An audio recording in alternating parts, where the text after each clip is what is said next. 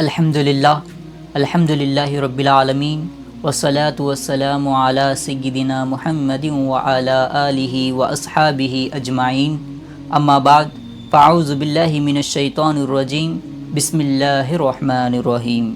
یا ایہا الذین آمنوا اتقوا اللہ وکونوا مع الصادقین۔ صدق اللہ العظیم وصدق رسول النبی الامین المتین الکریم، ونحن علی ذلک لمن الشاہدین والشاکرین والحمد للہ رب العالمین۔ میرے عزیز بھائیوں اور نوجوانوں، اللہ تعالیٰ قرآن مجید میں ارشاد فرماتا ہے، یا ایہا الذین آمنوا اتقوا اللہ وکونوا مع الصادقین۔ اے ایمان والو، اللہ سے ڈرو اور سچوں کے ساتھ ہو جاؤ۔ سچائی ایک ایسی صفت ہے جو انسان کو اللہ کے قریب کر دیتی ہے، اور جھوٹ ایک ایسی آفت ہے جو انسان کو بربادی کی طرف لے جاتی ہے۔ آج دنیا میں جھوٹ عام ہے۔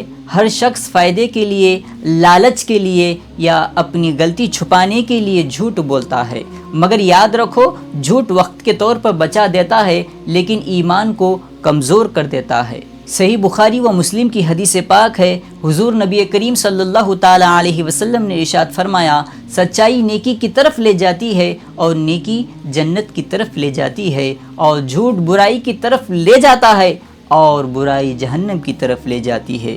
ایمان اور سچائی کا تعلق کیا؟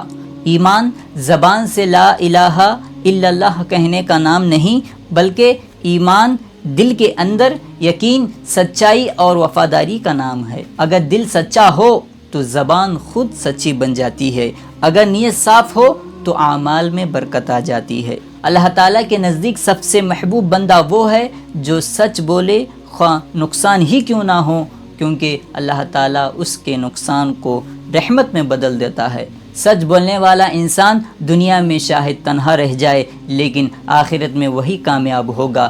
جھوٹ بولنے والا آج دنیا کے لوگوں کو ہنسا سکتا ہے مگر کل قیامت کے دن شرمندہ ہوگا۔ اللہ تعالیٰ نے حضرت ابراہیم علیہ السلام کو صدیقاً انبیاء کہا، یعنی سچے نبی کہا، کیونکہ ان کی زندگی کا ہر لمحہ سچائی سے بھرا ہوا تھا۔ حضرت ابوبکر صدیق رضی اللہ تعالی عنہ کا لقب بھی صدیق کیوں رکھا گیا؟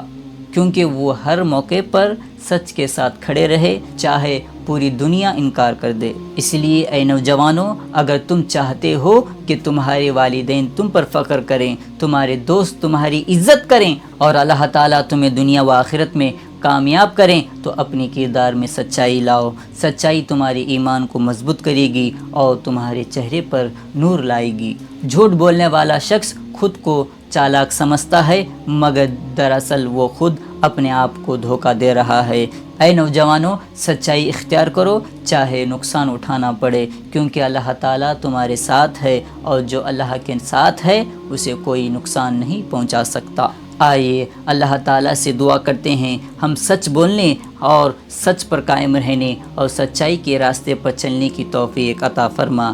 ہماری زبانوں کو جھوٹ سے محفوظ کر، ہمارے دلوں کو ایمان سے منور کر، اور ہمیں ان لوگوں میں شامل فرما جو تیرے نزدیک سچے، وفادار اور نیک بندے ہیں۔ آمین آمین یا رب العالمین۔